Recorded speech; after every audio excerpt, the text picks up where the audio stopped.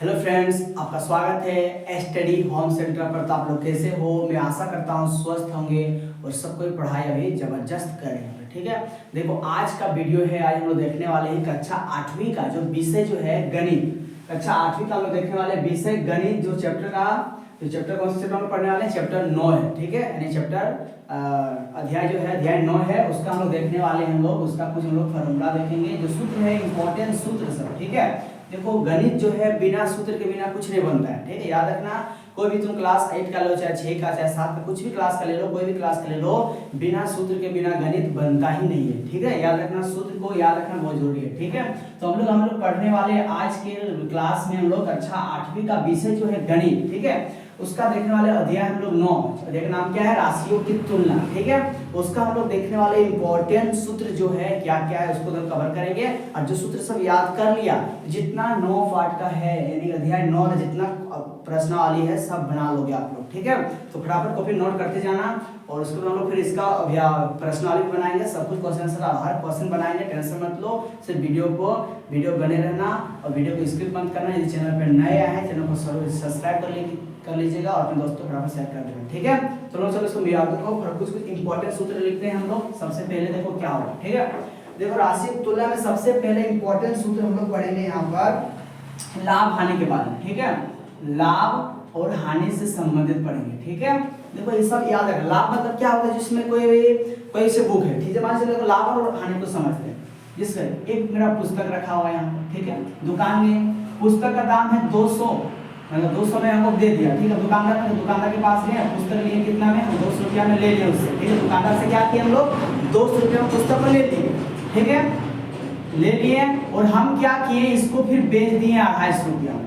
कितना बेच दिए? मतलब दुकानदार से इसको 200 रुपया लेके आए और किसी के पास हम कितना बेच दिया? 250 रुपया में बेच दिए। मतलब कितना फायदा हुआ? 50 रुपया। तो 50 रुपया क्या है? वही 50 रुपया जो है उसी को बोलते हैं हम लोग लाभ, यानी कितना प्रॉफिट हुआ। ठीक है, और लॉस जिसको हानि बोलते हैं। जैसे 200 रुपया लेके आए और बेच दिए यहाँ पर 150 में। कितना बेच दिए? 150 में बेच दिए, तो कितना घाटा हो गया? लॉस कितना हो गया? 50 रुपया, यानी कि 50 रुपया क्या हो गया? हानि। तो लाभ हानि इस तरह है, ज्यादा कुछ नहीं करना है।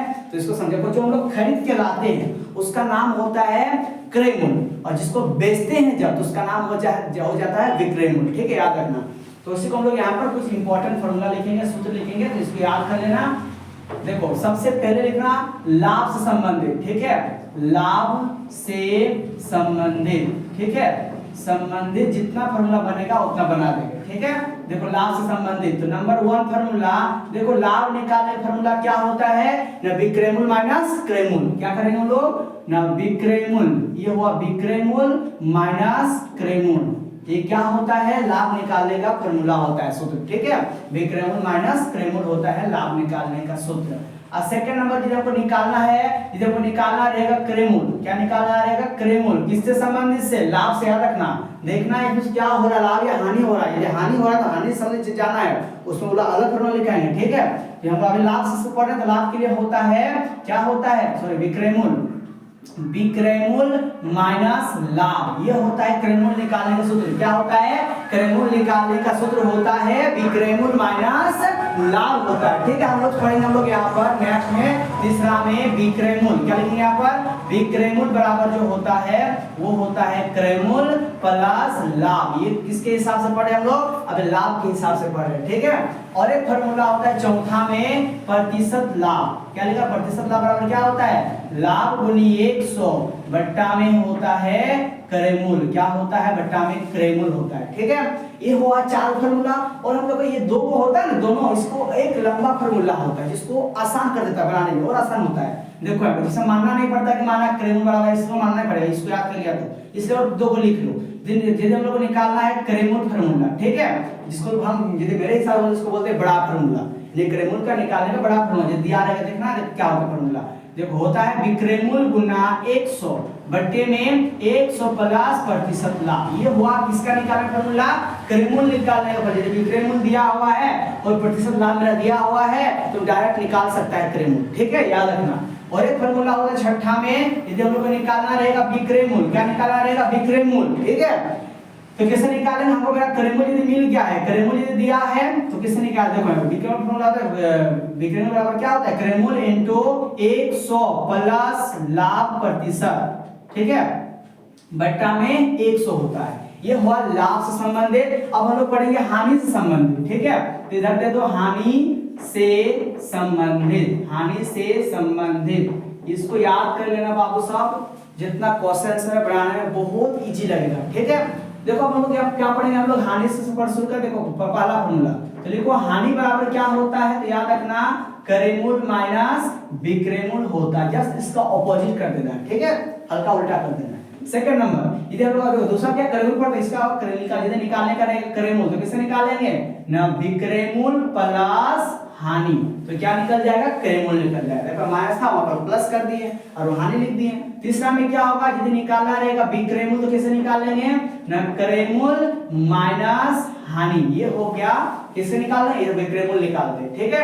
इसी देखो विक्रयमूल्य क्या है, क्रयमूल्य प्लस लाभ, तो क्रयमूल्य माइनस हानि, ठीक है। चौथा नंबर में यदि निकालना है प्रतिशत हानि बराबर, तो लिखो यहाँ पर हानि इनटू 100 बट्टा में क्या हो जाएगा, क्रयमूल्य, ठीक है। अब देखो 5 नंबर, जिस तरह दो इसको लिखे ना, इस तरह उसको यहाँ पे लिखेंगे, तो लिख दो यहाँ पर क्रयमूल्य बराबर, ठीक है, क्या होता है ना, विक्रयमूल्य गुनी 100 बट्टा में होता है 100 माइनस हानि प्रतिशत, ठीक है। छठा में लिखेंगे विक्रयमूल्य बराबर क्या होता है ना, क्रयमूल्य, क्या होता है, क्रयमूल्य इनटू 100, फिर यहाँ माइनस देना है, माइनस हानि प्रतिशत बट्टा में देना है 100, ठीक है। वो 7 नंबर हो गया ना, 6 हो ना, हाँ 6 हो गया। तो ये हुआ हम लोग का लाभ और हानि वाला, जितना था लिखा दी, जितना हम लोग लिखा है ना, ये लाभ और हानि वाला सूत्र है, ठीक है। इसको नोट डाउन कर लो, हम इसको मिटा देते हैं, ठीक है। अब हम लोग पढ़ेंगे यहाँ पर और एक 9.2 में जो उपयोग होगा, और कुछ यानी जो प्रश्नावली 9.2 में दिया हुआ है वहां पर जो देखो क्या ये सब 9.2 में काम आएगा, ठीक है, जितना लिखा है फॉर्मूला प्रश्नावली 9.2 में। अब देखो और कुछ फॉर्मूला उपयोग होने वाला है, ठीक है। एक होगा यहाँ पर अंकित मूल्य, विक्रय मूल्य, और एक बट्टा और एक प्रतिशत बट्टा, इतना यहाँ पर उपयोग होने वाला है, और इस 9.2 में उपयोग होगा, ठीक है। देखो अंकित मूल्य कहने का अर्थ से बुक है, ठीक है, ये बुक है, जिसे कहीं लिखा रहता है कोना में, इसका दाम है 200 रुपया, ठीक है। तो तुम कहीं भी दुकान चल जाओ, 200 रुपया लिखा रहता है प्रिंट, मगर 200 रुपया नहीं लेता है, लेता है 150 120 लेता है, इस तरह वो जो हुआ प्रिंट किया रहता है, ये हुआ अंकित मूल्य। और जितना में तुम जाके ले लिया वो हो गया विक्रय मूल्य, कितना में तुम लिया उससे, जिससे दुकानदार के पास एक बुक है, वो क्या क्या वहां पे लिखा हुआ है 200 रुपया, हम अगर तुमको दे दिया कितना में 150 रुपया, तो 150 रुपया होगा विक्रय मूल्य हो गया, लेकिन 200 रुपया क्या था, वो मेरा अंकित मूल्य था, मतलब उसको प्रिंट किया हुआ पैसा, ठीक है। तो वही बट्टा मतलब कितना मतलब छूट दिया, जिसे लिखा हुआ था 200 रुपया, तुमको दे दिया 150 में, कितना छूट दे दिया, 50 रुपया छूट दे दिया, ठीक है। इस तरह निकालेंगे फॉर्मूला। देखो यहाँ सबसे पहला फॉर्मूला लिखो यहाँ पर, यदि हम लोग को निकालना रहेगा बट्टा, तो कैसे निकालेंगे, तो अंकित मूल्य लिखो यहाँ पर, अंकित मूल्य माइनस विक्रय मूल्य, क्या होता है अंकित मूल्य माइनस विक्रय मूल्य। सेकंड में यदि निकालना रहेगा हम लोग का प्रतिशत बट्टा, तो कैसे निकालेंगे हम लोग, तो बट्टा इनटू 100 बट्टा में देना है अंकित मूल्य, ठीक है। ये हुआ प्रतिशत बट्टा निकालने का सूत्र, ठीक है। तीसरा में क्या होता है, इधर हम लोग को निकालना रहेगा अंकित मूल्य, क्या निकालने का रहेगा, अंकित मूल्य, तो किससे निकालेंगे हम लोग, तो विक्रय मूल्य प्लस कितना तुमको छूट दे दिया यानी बट्टा, ठीक है। ये हुआ निकालने का सूत्र। वहां चलो बुक का दाम है 300 रुपया, ठीक है, ठीक है ना। और विक्रय मूल्य तो जिसे तुम ले लिया, तुम 250 रुपया में ले लिया, ठीक है ना, और 50 टका क्या होगा छूट दे दिया तुमको। आज यदि मान ये रुपया नहीं दिया रहेगा, यदि बोल दिया कि विक्रय मूल्य दिया हो इतना, बट्टा दे दिया, अंकित मूल्य कैसे निकालेगा, तो बताएं अंकित मूल्य का फॉर्मूला क्या होता है, विक्रय प्लस बट्टा, तो दोनों ऐड कर दो, क्या निकल जाएगा, अंकित मूल्य निकल जाएगा, ये हुआ फॉर्मूला, ठीक है। और एक होता है चौथा में होता है विक्रय मूल्य निकालेंगे, तो कैसे निकालेंगे, तो अंकित मूल्य माइनस बट्टा, तो क्या निकलेगा, अंकित मूल्य जितना है, जितना बट्टा दिया गया उसको घटा दो, तो क्या निकल जाएगा, विक्रय मूल्य निकल जाएगा। इसका दो को फॉर्मूला और होता है, क्या होता है 5 नंबर में, यदि हम लोग को निकालना है अंकित मूल्य, क्या निकालने का रहेगा, अंकित बराबर क्या होता है, देखो लंबा फॉर्मूला क्या बोलता है, लेकिन लिख लेना यहाँ पर, विक्रय मूल्य इनटू 100 बट्टा में होता है 100 माइनस प्रतिशत बट्टा, ठीक है। और एक होता है छठा में, यदि निकालने का रहेगा विक्रय मूल्य बराबर, तो कैसे निकालेंगे हम लोग, तो उसका फॉर्मूला होता है अंकित मूल्य इंटू 100 माइनस प्रतिशत बट्टा में कितना होता है 100। ठीक है, ये हुआ मेरा जितना भी लिखा है एक पक्षी का फॉर्मूला क्या होगा, अंकित मूल विक्रय मूल बट्टा और प्रतिशत बट्टा से संबंधित फॉर्मूला है। ठीक है, सब 9.2 में काम आने वाला है। ठीक है, अब लोग 9.3 में क्या क्या फॉर्मूला काम है देखो उसको लिखा है। ठीक है, इसको नोट डाउन कर लेना एक बार। अब जितना पूरा 9.3 में काम आने वाला है वो सब हम लोग यहाँ पर लिखाने वाले हैं। ठीक है, देखो 9.3 में सबसे पहला हम लोग पढ़ेंगे यहाँ पर साधारण ब्याज। क्या पढ़ेंगे यहाँ पर, साधारण ब्याज पढ़ने वाले हैं, साधारण ब्याज से संबंधित। ठीक है, देखो सबसे पहला बात तो देखो साधारण ब्याज फॉर्मूला क्या होता है सबको मालूम होगा। क्या होता है साधारण ब्याज, जिसको बोलते हैं सिंपल इंटरेस्ट। ठीक है, जिसको इंग्लिश में बोले तो अभी लिखेंगे, लिखो यहाँ पर मूलधन इनटू समय इनटू दर बट्टा में क्या होता है 100। ठीक है, तो लिखो यहाँ पर SI बराबर P गुना T गुना R। ठीक है, इसको निकालते इसको ऐसा कर दो, R को पहले लिख दो। ठीक है, P गुना R गुना T बट्टा में 100। ठीक है, देखो 1 मिनट 100, P का मतलब मूलधन, R का मतलब दर और T का मतलब समय बट्टा में 100। ठीक है, ये हुआ SI निकालने का फॉर्मूला। और एक होता है इधर निकालने का रहेगा मूलधन। ठीक है, तो किसे निकालेंगे, ब्याज गुनी 100 बट्टा में होता है समय गुनी दर। क्या होता है, समय गुनी दर। ये निकालने का रहेगा मूलधन तब किसका, इसके हिसाब से लिख रहे हैं। ठीक है, अगर निकालने का रहेगा समय बराबर तो क्या होता है ब्याज गुनी 100 बट्टा में मूलधन गुनी क्या होता है, मूलधन गुनी क्या होगा, मूलधन गुनी दर। ठीक है, यदि निकालने का रहेगा दर कैसे निकालेंगे, तो ब्याज गुनी 100 बट्टा में मूलधन गुनी समय, मूलधन गुनी समय। ये हो गया इसके हिसाब से। ठीक है, और एक फॉर्मूला होता है मिश्रधन, जिसको मिश्रधन बराबर क्या होता है मूलधन प्लस ब्याज। क्या होता है, मूलधन प्लस ब्याज। ये हुआ एक फॉर्मूला होता है मिश्रधन बराबर क्या होता है, मूलधन प्लस ब्याज। और इसको देखो इसके हिसाब से हम तोड़ेंगे इसको तो क्या होगा यहाँ पर मूलधन बराबर मिश्रधन माइनस क्या होगा ब्याज। ठीक है, और एक बार पूछ सकता है ब्याज बराबर मिश्रधन माइनस मिश्रधन, ये नहीं है। ठीक है, मिश्रधन माइनस क्या होगा यहाँ पर मूलधन, इसको इंग्लिश में क्या होगा, इसका इंग्लिश में क्या होगा, मिश्रधन का बोलते हैं हम लोग A बराबर मूलधन को P और ब्याज को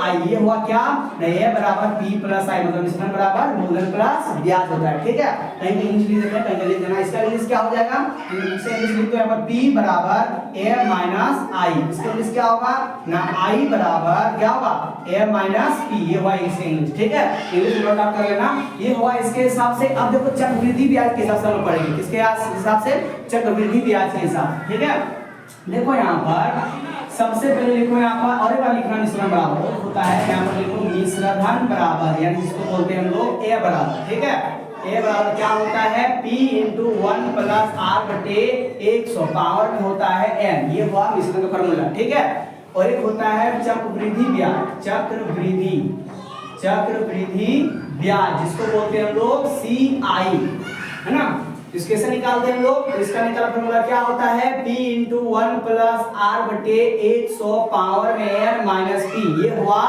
CI निकालने का फॉर्मूला, चक्रवृद्धि ब्याज निकालने का फॉर्मूला ये वाला हुआ और मिश्रधन निकालने का फॉर्मूला ये वाला हो गया। ठीक है, यदि देखो यदि ब्याज देखो यहाँ से हल्का चेंज होता है। देखो जब ब्याज क्या लिखेंगे यहाँ पर, जब ब्याज अर्धवार्षिक हो, अर्धवार्षिक हो तो देखो जब ब्याज यदि बताते लास्ट में जो लिखा रहता है ब्याज अर्धवार्षिक संयोजित होता है तब वहां पर इसका फॉर्मूला होता है ना। जब जिसे लास्ट में लिखा रहेगा जब ब्याज अर्धवार्षिक हो तब इसका फॉर्मूला होता है A बराबर, यानी मिश्रधन का फॉर्मूला चेंज हो जाता है।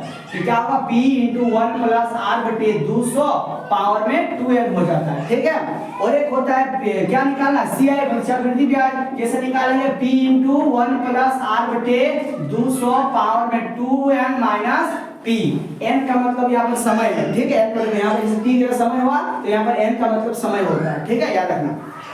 और एक होता है फॉर्मूला जब ब्याज क्या होगा, जब ब्याज तिमाही हो, है ना, तीन जिसको 3 महीना जिसको 3 महीना होगा। ठीक है, जब ब्याज तिमाही हो तो फॉर्मूला यहाँ पर चेंज होता है। देखो फॉर्मूला किस मिश्र होता है, ये निकालने का रहेगा ए मतलब होता है मिश्रण, ठीक है याद रखना, और सी आई का मतलब संयुक्ति का, ठीक है। तो ये निकालेंगे, कैसे निकालेंगे, तो P इंटू 1 प्लस R बटे 400 हो जाता है और पावर में 4 है। जब ब्याज, ये क्वेश्चन लिखा है, लास्ट में लिखा रहता है, ठीक है, कि यहाँ पर ब्याज जो है अर्धवार्षिक जोड़ा गया है, ब्याज को तिमाही के साथ जोड़ा गया है, तब वहां पर फॉर्मूला बैठाना, ठीक है। यदि कुछ भी ऐसा रहेगा कि ब्याज वार्षिक रूप से संयुक्त है, मतलब यहाँ पर पूरा फुल है, मतलब अर्धवार्षिक भी नहीं है ना तिमाही, खाली बोलेगा ब्याज वार्षिक, तो यहाँ पर सबसे मेन यही वाला, ठीक है, दोनों, ठीक है। यदि बोल देगा ब्याज अर्धवार्षिक, इसको लगाना दोनों फॉर्मूला को, जब निकालने का रहेगा तिमाही के हिसाब से मिश्रण, तो इसको लगा देना, यदि निकालने का रहेगा चक्रवृद्धि ब्याज तिमाही के हिसाब से, तो सी आई बराबर होता है P इंटू 1 प्लस